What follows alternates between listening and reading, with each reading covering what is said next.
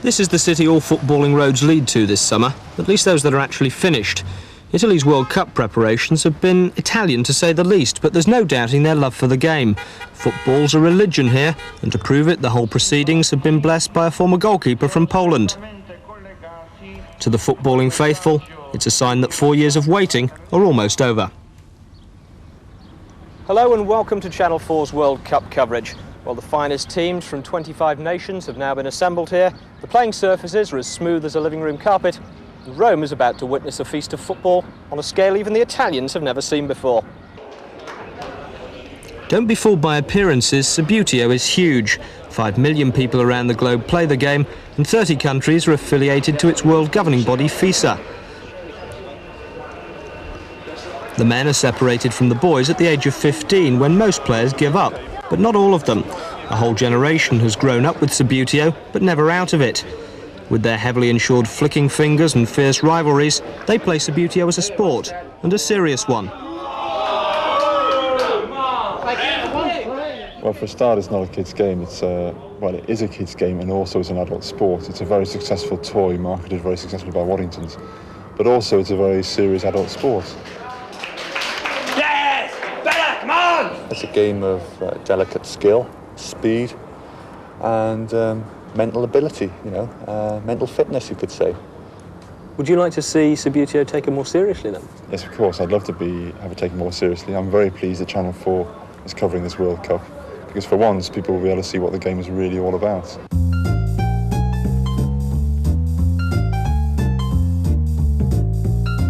Subbuteo began its journey from the front room to the World Cup by post. When the game was launched just after the Second World War, it was available only by mail order.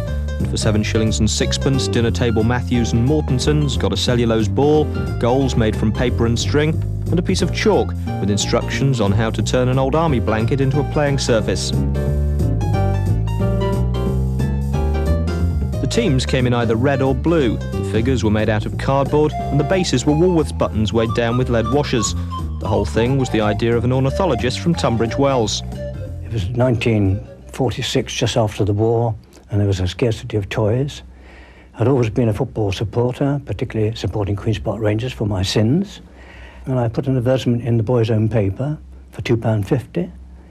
Went to America on business. My mother cabled me after a week or so. I received £10,000 in 7 and 6penny postal orders. What shall I do with them? And I cabled back Bankham. Peter Adolph had an instant success on his hands, but at first he didn't have a name. I wanted to trademark the name Hobby, but it was descriptive, so the patent office refused it. And as I'd been an ornithologist, I thought, well, I'll call the game Subbuteo, which is the Latin name, the Latin nomenclature for the hobby, which is a falcon. As the game took off, cardboard gave way to plastic, Subbuteo leagues were formed, and table soccer began to mirror the changing face, shorts and hairstyle of the real thing.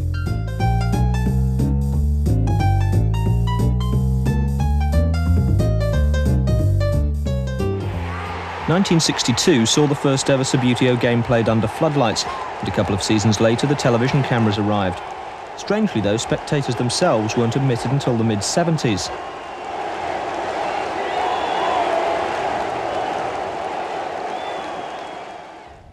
By then, the game had long since gone international, with players available in the colours of more than 400 teams from Aberdeen to Zurich. Like football and cricket, Subbuteo is a game Britain has taught the world, and which the world is now kindly teaching back to us. In 1970, the West German champion Gunter Zarkowski won the first World Cup in London, while Gordon Banks smiled manfully and tried not to think of Mexico.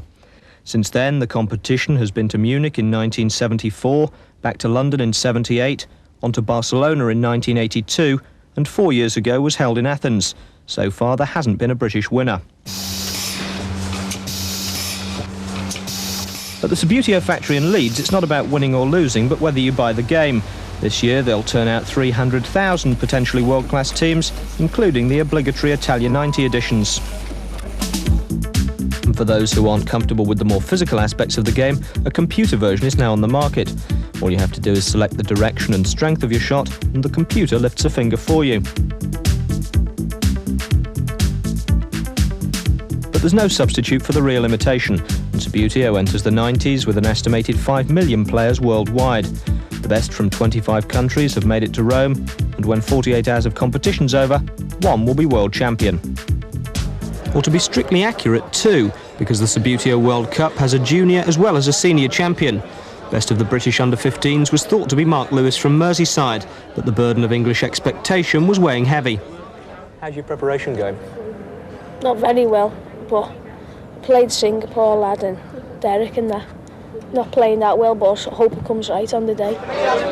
Scotland's Derek Sansom and David Walters of Wales were also hoping to reach the second stage, but the competition's youngest player, 11-year-old Neil Herman, was also its most realistic. It'll be a great experience, but I don't think I'll win. Who do you think might win? Any of the other British lads?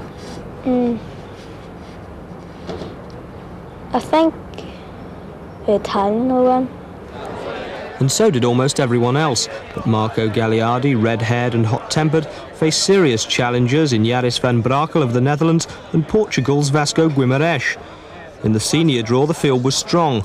Hoffman, the defending champion from Switzerland, Hernandez, the Frenchman, and De Marco of Belgium were all seeded, along with Scotland's John McGiffin. But as in the juniors, most people's favourite was Italy. Yeah, I hope so that I'm the favourite, and I hope that the favourite will win the tournament. But many times the favourite lose the tournament, and this is not a good a good tradition for me. Of the other British players, Welshman Carl Young was hoping to avoid his bitter rival McGiffin. England and Northern Ireland were just hoping to avoid embarrassment. If each of my opponents have an off day and I manage to win my matches, I think I'll go pretty well. If I can remain unbeaten, I'll do very well. But the real story of the draw, made by former England and Sampdoria player Trevor Francis, was back in the juniors. To join Gibraltar in Group 2, England. Group 2, Scotland. Joining Gibraltar, England and Scotland, Wales. And just to make things interesting, the Republic of Ireland were next out of the hat. In a group of 5, though, all 3 home countries could still qualify. In the seniors, Wales had avoided Scotland, at least temporarily, but England faced an early exit from a group containing the Swiss and the Dutchman. Now it was time for the players to let their fingers do the talking. The beauty of Subbuteo is that it can be played almost anywhere, which is just as well because the Italians had chosen the restaurant of a Rome theme park as the venue. Inside, the competitors were facing up to the challenge of playing on television, while television was scaling down to meet the challenge of its newest and smallest sport. The camera I'm speaking into at the moment is the kind you'd find covering a full-size football match, whereas this tiny device coming into frame on the end of this stick here is what we're using to cover Subbuteo. There's a mini cam like this at either end of the table, and also an overhead camera to keep you in touch with the full picture. What the pictures look like you can see for yourselves in a moment. First, a few fundamentals about the game. In Subbuteo, players flick to kick, and the only legal way to do it is this. Using your thumb as a springboard or making sideways contact aren't allowed. The next basic skill is to hit the ball at distance, a mixture of weight and accuracy. Good players can flick the length of the pitch and still keep possession. Of course, players don't always have a clear sight of the ball, which is where the spin shot and the jump shot come in. Bending the ball in Subbuteo isn't possible, but lofting it is. By dipping the base of their figure under the ball, players can chip a defender or the goalkeeper. Perhaps the most effective attacking skill is hitting a moving ball. This move denies the defending player time to get in a proper blocking flick and increases your chances of scoring.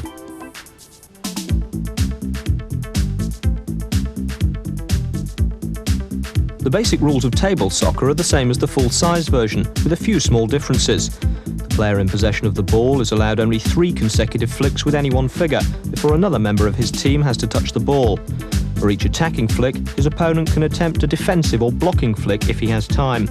The attacker loses possession if he misses the ball, commits a foul, or knocks the ball onto an opposing figure. Scoring is only allowed once the ball is inside the designated shooting area. The goalkeeper must stay inside his 6-yard box and isn't allowed to move until the ball is struck. Fouls can be committed by handling the ball instead of the figure, striking an opponent's figure before hitting the ball, or being caught offside as in the real thing. Although in Subbuteo, an attacking player is allowed 2 onside flicks for each possession. Positional flicks by both players are also allowed at dead ball situations like corners, throw-ins and free kicks. Any free kick given outside the shooting area is indirect, whatever the offence. Inside the shooting line it becomes direct, and inside the box it's a penalty. That's the theory, here's the practice. England's David Matthews against the World Cup holder Willy Hoffman of Switzerland. The match commentators are Alan Cook and David Brenner.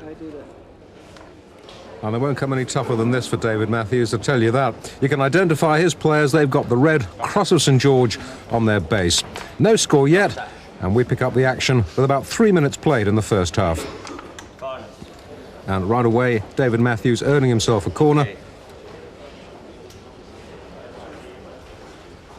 And he'll just jockey for position before he takes this. Three flicks for each player now for positional flicks.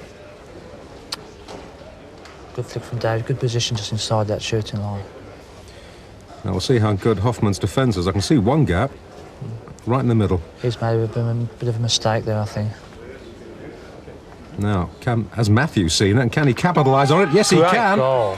What a good goal, a moving ball as well. Worth another look. Look at that. Well, that's a terrific start for David. 1-0 up against the world champion.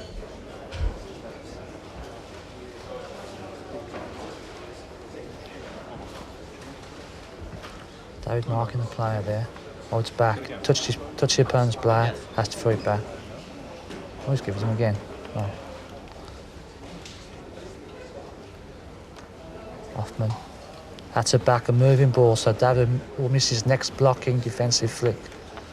2 chances for Hoffman then getting over the line and shoot. Tees it up. That's the equaliser. And Hoffman, so cool. No histrionics from him when the ball goes in the net.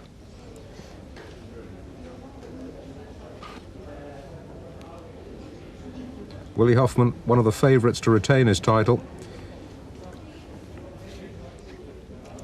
Good flick there from David.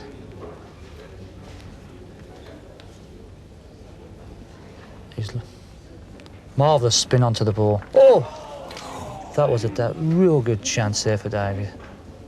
Dare I say that was an open goal for him? Open goal almost. And he just outside the post. Well, he may regret that. Letting the world champion off the hook. That would have put him 2-1 up.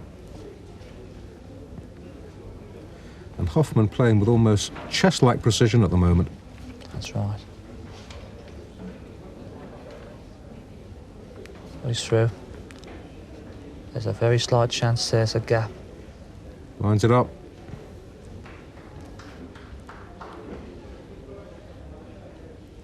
He'll chip it. He has. And once again, no histrionics from Hoffman. The ball in the net. Just another day at the office. 2-1 in front. You can't give these guys half a chance to score.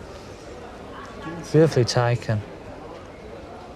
Shot of a champion. And just 20 seconds or so left for David Matthews to try and resurrect something from this game. This is just a group stage, remember. Won't be the end for Matthews if he loses this, but a point for a 2-2 draw would be very valuable. Good gap there for David. Now then. He's over the shooting line as well. Shot straight on. Brilliant save. Oh, what a save. That was a double save. Absolutely. Right on the whistle. Oh. Now, that's one... And again. That's unbelievable. That's incredible reactions from the Swiss world champion. 2-1 then to Switzerland in the shape of Willy Hoffman. David Matthews down, but not out. In the juniors, it was a fight between friends. England's Mark Lewis and Scotland's Derek Sansom were roommates in Rome, but both needed the points to progress. Yes, the two countries didn't meet for real in the full-size version, so I guess this is the next best thing. The Cross of St George once again identifies England. Scotland, well, what would you expect? They're in blue, of course. No score as yet. Good play from Mark there. Goalkeeper got to stay within his area. That's a goal. Great shot. England 1 up. Late in the first half.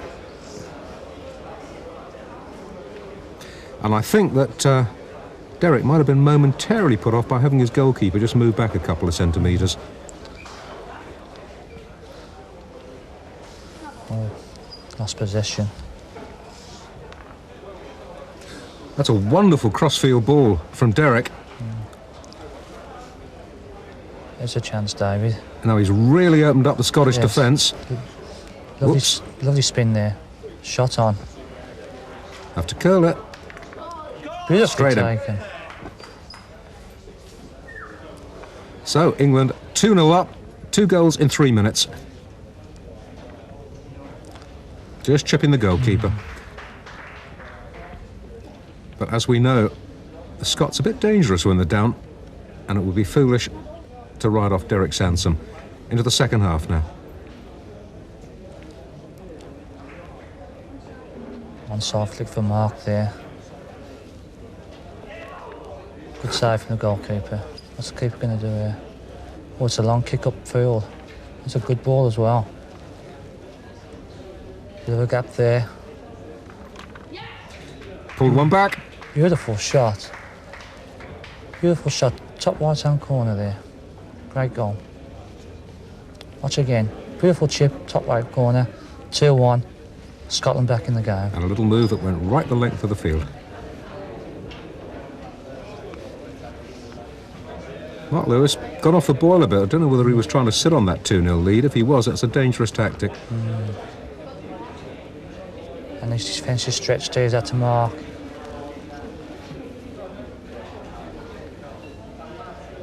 Two players loose there in the centre, just outside the box. He's in with a chance. That's the equaliser. What a blow for England, 2-0 up. And you can see, can't you, that the junior game much quicker than the seniors. Maybe not quite as much finesse as the older players, but they're less skillful. Well, chance for Scotland again. Close to seconds of the game. If they can pull back. Oh. No, all over. 2-2, and well done Scotland, pulling back from 2-0 down. As it turned out, that draw was enough to see both players through, along with David Walters of Wales. But with only 2 qualifying from each group in the seniors, David Matthews of England was out. For Northern Ireland, both Neil Herman and Lawrence Cummings went down to stronger opponents, but the big 2 had survived for what would be the grudge match of the tournament. Scotland and Wales, McGiffin and Young go head-to-head. Who do you want to avoid in the draw? Only McGiffin. But by the second day of the competition, the 2 fiercest rivals in World Subbuteo had been drawn to face each other. Carl Young is the maverick of the British game, highly critical of Subbuteo's rulers and by his own admission highly strung.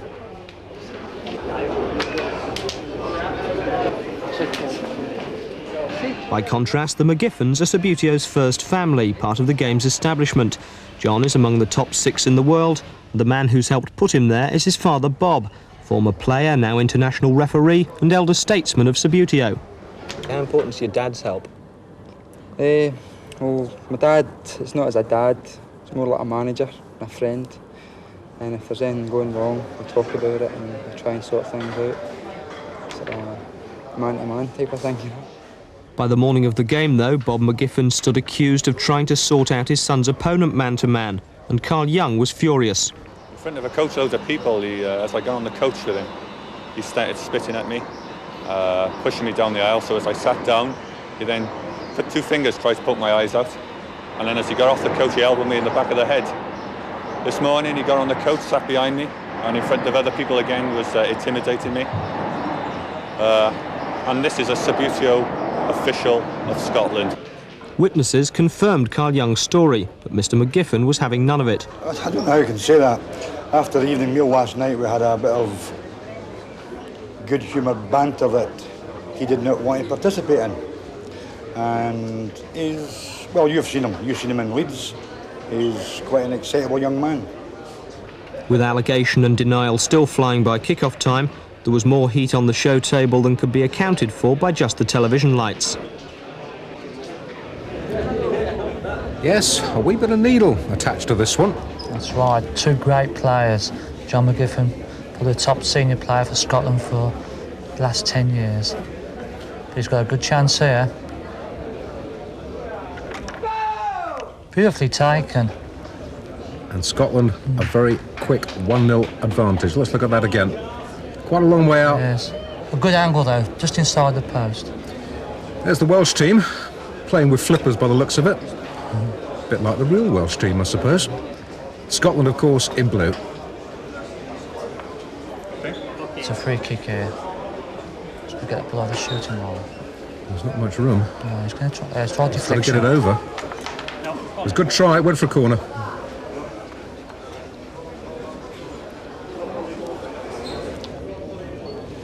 And once again, we'll see the jockeying for possession, as we saw when David Matthews got that marvellous corner against Willy Hoffman. And he likes that.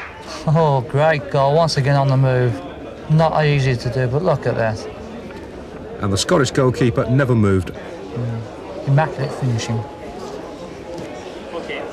And Colin George's as well. John McGiffin, poker-faced.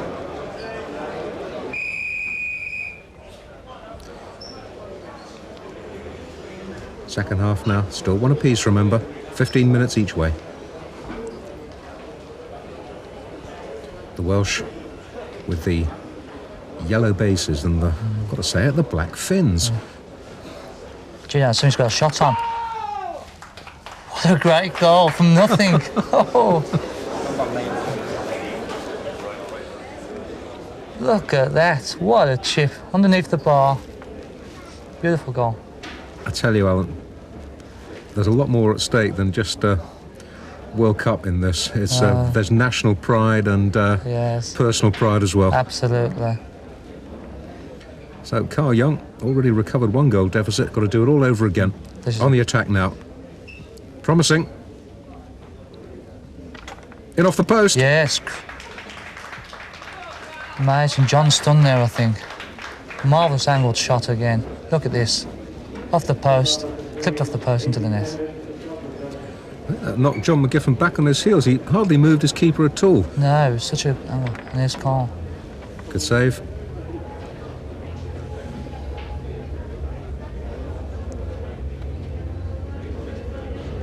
John's throwing then. Goal. Marking flick there from throwing. Ball goes up. Midfield call again. A lot of space in that midfield there. John gets the ball there.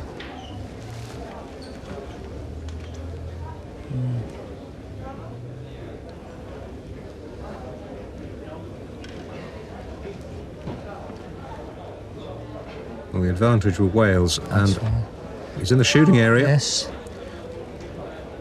With a gap, and takes full advantage of it. Absolutely good goal.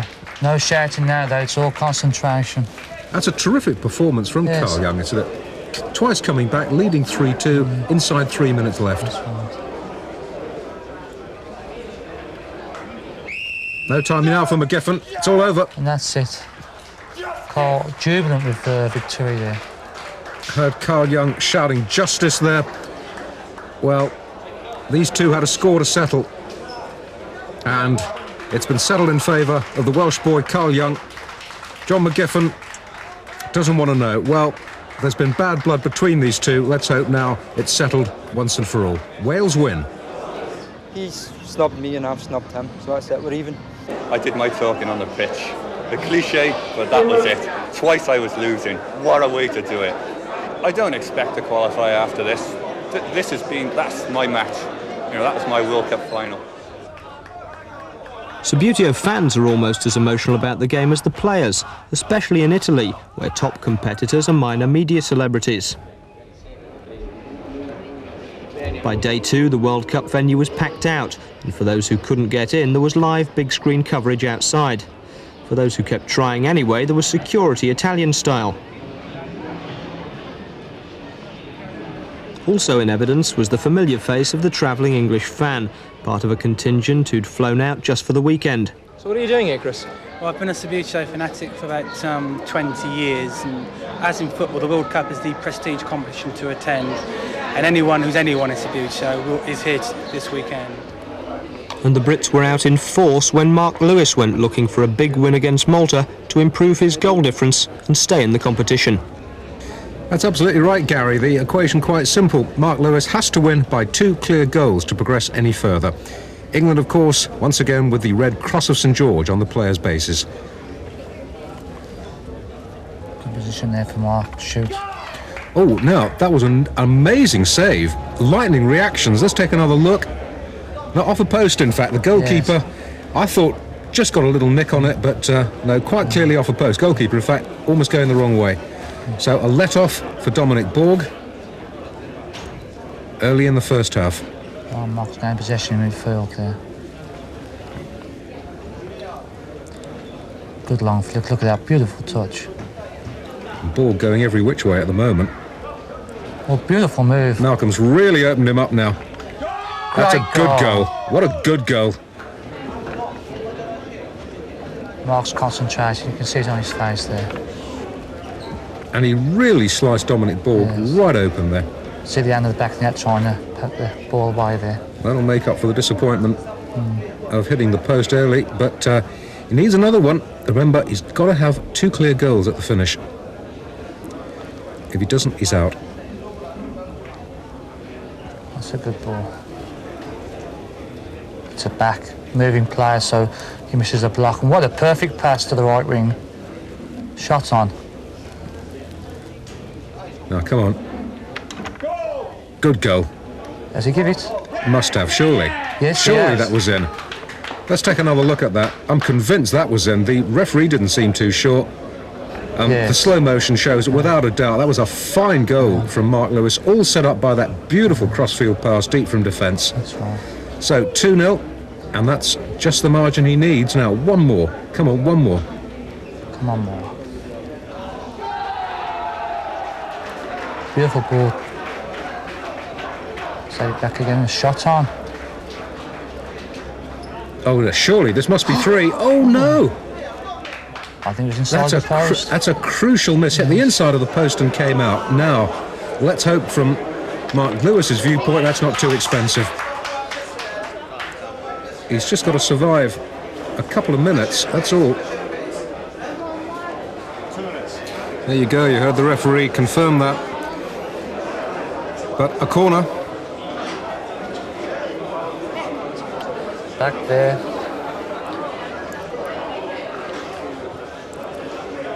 Once again, playing for position. Tense moments this for Mark. Yes. The Maltese cross, the shot on.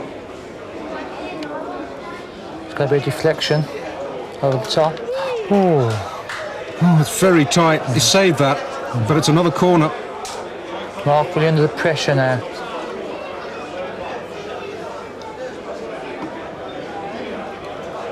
There's lots of empty spaces there to play it into.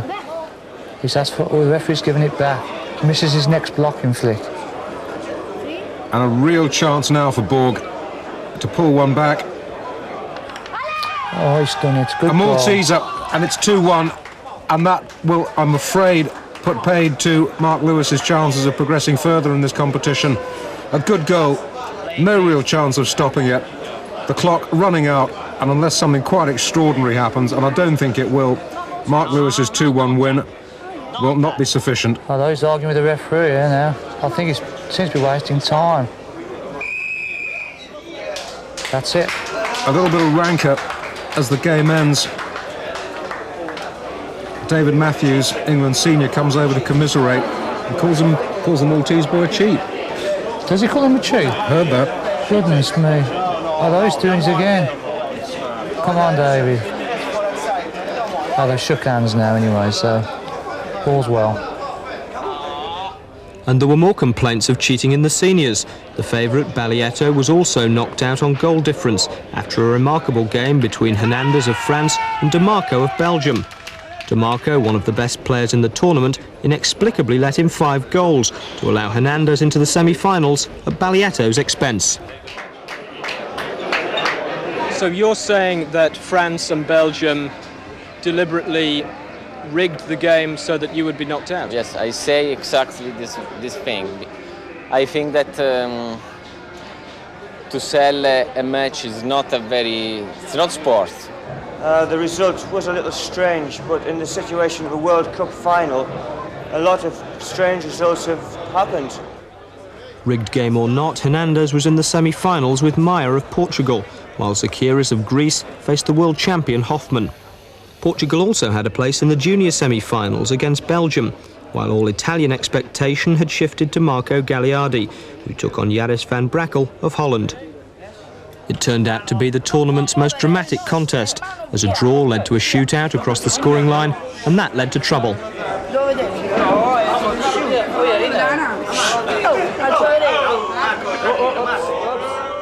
Channel 4's own Alan Cook was in charge and immediately stepped in.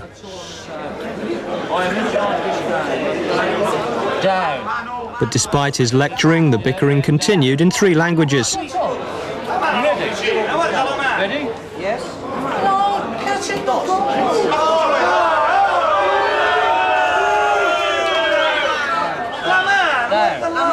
Down. Shoot.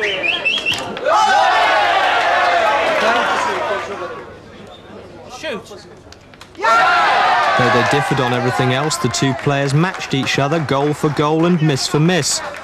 Although this goal by the Dutch boy brought another bit of protest from Gagliardi. Ready? Shoot.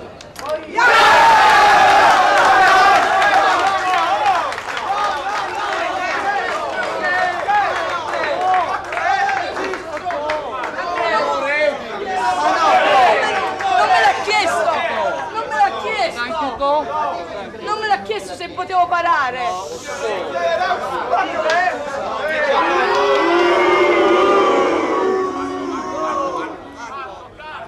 The Italian senior, Baglietto, tried to calm his teammate down as the tie went into sudden death. Gagliardo missed.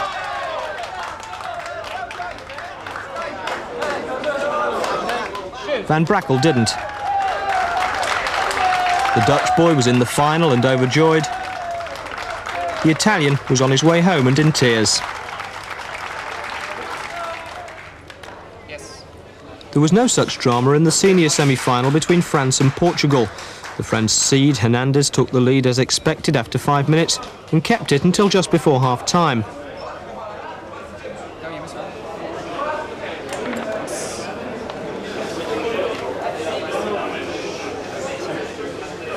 Almost immediately, the Frenchman replied, only for his effort to be disallowed for a finger foul.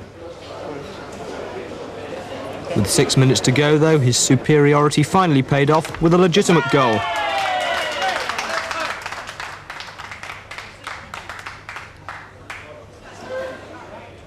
It was a lead he held on to comfortably to take him into the final.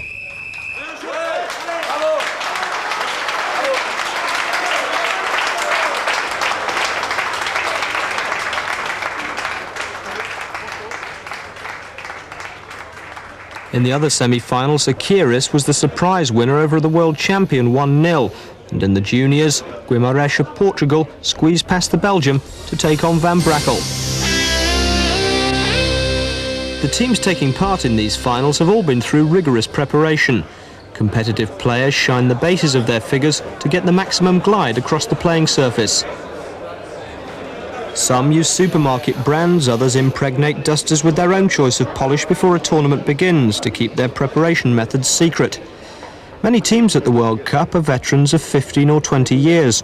Competitors believe vintage figures handle better than the current models, and all are transported to tournaments in carry cases for protection. To some players, their flicking finger is the other key piece of equipment. Italian Roberto Frignani blamed his defeat in the World Cup 4 years ago on a broken nail in the semi-final. But manicures don't maketh the man in Subbuteo. These bitten digits belong to the Greek champion Angelos Zakiris, finalist in the men's competition. First, though, the culmination of 48 hours of hard-fought junior Subbuteo, as Portugal's Vasco Guimarães takes on Joris van Brakel of the Netherlands for the title of World Subbuteo Champion. And you can easily pick out the Dutch figures. They've got the Dutch national flag painted on the base. Holland in orange, Portugal in red. And that goes for the two players as well. You know, Alan, I can't help but wonder how much that rancorous semi-final against the Italian has taken out of the Dutch boy. Yes, it was really a tough game. He had to come through extra time into a shootout. He had all the crowd against him. Just 2 goals disallowed, and yet he's here in the final. So only time will tell. But he's had a good start here. And he's keeping possession well there on the left side of the pitch. Oops, he missed that one. Oh dear. So Vasco with possession. That's good play.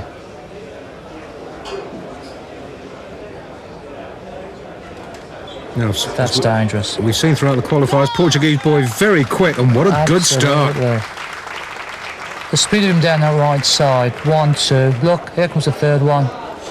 1-0, Portugal. We caught Joris absolutely cold there.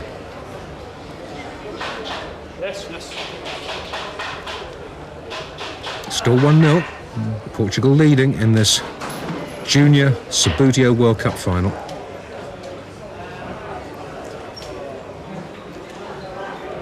Dutch guy's got a bit of a gap there in the centre. He's come around the table to play it. There it is.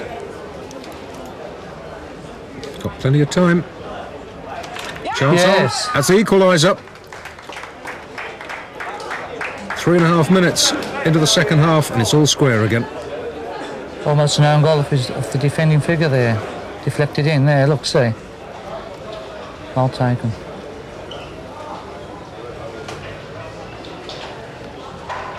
Keeping possession well there.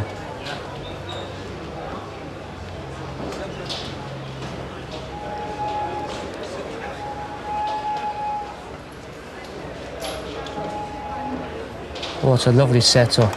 Oh, that's a lovely goal. Goodness me. He made that from nothing. He's bought his shooting finger, tell you that. Absolutely. Look at that exact and precise finishing in that corner. I think Joris must have thought he had that well covered, but he found the gap somewhere. Absolutely. So Dutch guy's got to climb another reel now and come back into the game.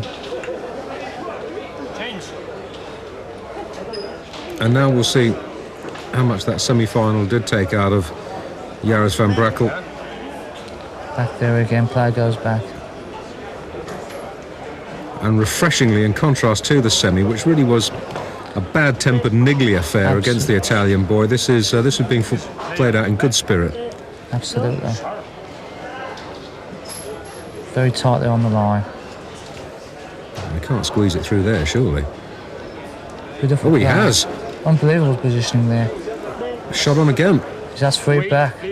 Shot on. Brilliant Great goal. stuff. Great stuff.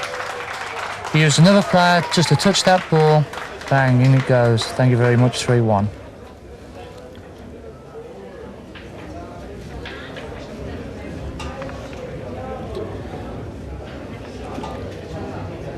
A scant 2 minutes left for Joris to salvage something from this final, but the way Vasco's playing, surely it's beyond him. Unless... A beautiful ball knocked back there. He's still got a chance there. That's come from nowhere. Brilliant goal. 3-2, and a minute left still. That really was from nowhere. He glances at his watch. Beautiful goal.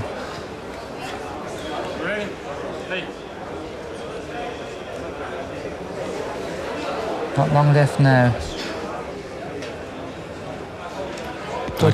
He walks around the table again. Just over a minute. Yeah. And Vasco Guimarães, not surprisingly, not exactly killing himself to press on with this match, Absolutely. but with a 3-2 lead, you can't really blame him. No, not really, no. Anyway, it's a free kick to Hoffman. Puts it to the right side. Gets possession back again, Holland. Knocks it inside for the midfield player. Looking towards that left wing again. No, he's missed it. No, he's still got possession.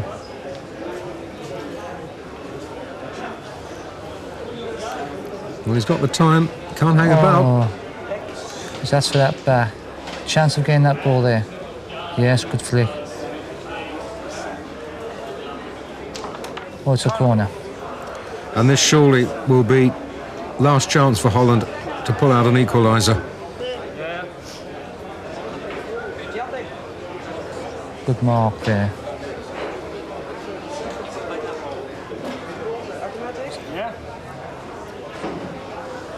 I've lost the ball.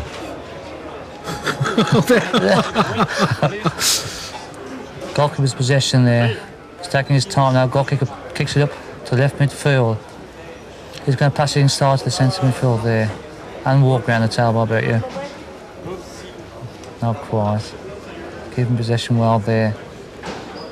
And you can see once again, Fashko Guimarães not hurrying, and no wonder the whistle blows, and he becomes the junior Subbuteo World Champion 1990. Congratulations to him, well done Portugal. A really terrific final against Jaris van Brakel of the Netherlands. A worthy runner-up, going down 2-3, receives his runners-up trophy from Bobby Moore, England World Cup captain, of course, in 1966. A little bit disappointed, but he did ever so well to reach the final. And here's the champ, and how ironic that Bobby Moore's England beat Portugal en route to that 1966 final. Fashko Guimarães, the 1990 Subbuteo Junior World Champion. That's something to take back to school, Aon? Oh, yes. And a worthy champion as well. And I wonder what he'll be like in a couple of years' time when he becomes a senior. With the boys finished, it was time for the men to take the table, and for one of them to take the world title.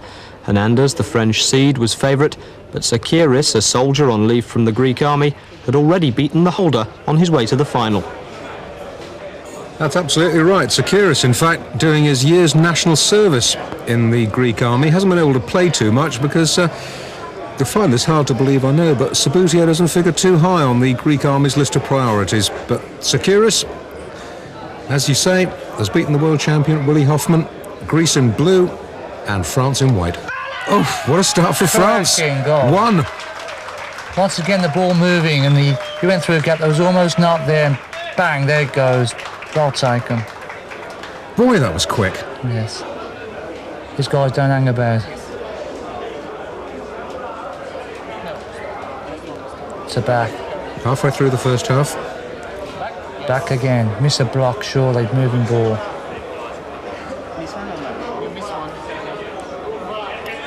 Shot on. Oh, good save. Absolutely marvellous save.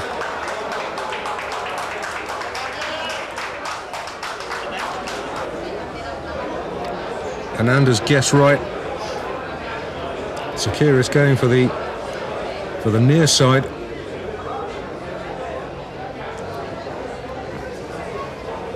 He's waiting now, it's very tattoo off. I can see a man on the right wing there if he looks up.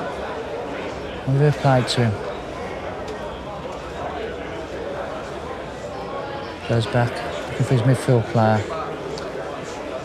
There's that player, still on the right open. There he is. He's going to pass it to him. Good ball. Yes, it's in. Come on, you Greeks. But I tell you this, as we look at it again, touch maybe of an own goal. Second half, still 1-1, and it's a very tight tactical final, this. Hernandez of France, Sakiris of Greece, the Greeks in blue. The Greek player looks very confident now. He's a bit of a shaky start, but he's progressing all the game now, and that's coming through. You can see it. A beautiful flick, good position. Ooh. Desperate close. Yes. Against the bow. 9 minutes of the final to go. One apiece. Greece in possession. You've taken that too far. I don't think so. Look at that beautiful touch onto his onto the right wing there. There's that player behind, maybe to follow through. Yes. He's had that back, it's touched him. Back again maybe, yes. And it's just inside the shooting line.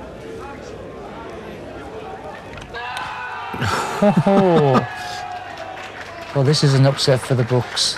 2-1 to Greece against France. In a similar position, we saw him put one against the bar, but no mistake that time. What a beautiful shot. 4 minutes to go now. And Greece leading France by 2-1 in this Subbuteo 1990 World Cup final. Oh, off the bar again, I'm sure it was. Anyway, it's a throw-in. Throw-in to France. Great player to defend there. Defend for his life, really. 2-1 up. That's an automatic onside there.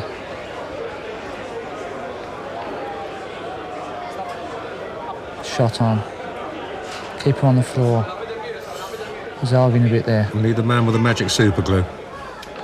Oh, what a save. And unbelievable. I don't know where the keeper's gone. Absolutely brilliant save. And the keeper, well, I think he's shot off into the crowd somewhere. We do need the man with the magic super glue now. But it's still 2-1. Seconds left. Added on for time wasting on the part of Tsakiris. Not anymore. That's it then. Into the crowd goes the shirt. Greece, in the shape of Angelos Tsakiris, have beaten France. Frederic Hernandez by 2-1 to win the 1990 Senior Subbuteo World Cup final. Very happy. This is World Cup for my mother, my father, and for all the boys.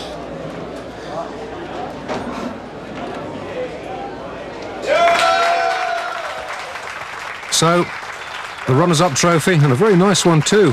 Bobby Moore, once again, doing his duty. Frederic Hernandez, the recipient. A Greek world champion. Thank you. The man with the dynamite digit, Angelos Tsakiris of Greece.